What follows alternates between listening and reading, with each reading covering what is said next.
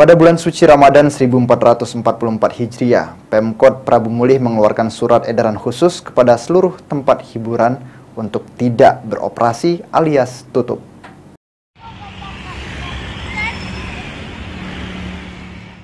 Pemerintah Kota Prabu Mulih menghimbau kepada pemilik restoran atau rumah makan pada siang hari selama bulan suci Ramadan tidak melakukan kegiatan usahanya secara terbuka, namun ditutup menggunakan tirai agar tidak menarik perhatian umat muslim yang sedang menjalankan ibadah puasa.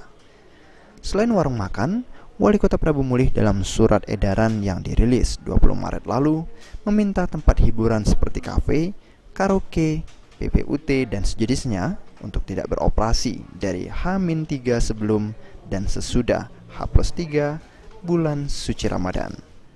Apabila dalam teknisnya terjadi pelanggaran terhadap ketentuan, pemerintah Kota Prabu Mulih akan memberikan sanksi administrasi kepada pemilik usaha berupa pencabutan izin serta penutupan kegiatan usaha.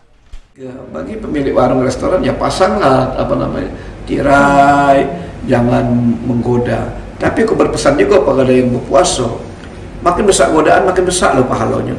Nah, artinya jangan kita terlampau ekstrim juga.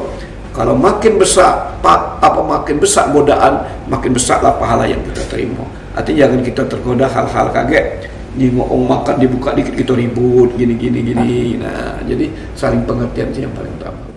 Dalam surat edaran tersebut juga, para pedagang dilarang menjual kembang api atau petasan yang dapat menimbulkan kebisingan bahkan bahaya kebakaran.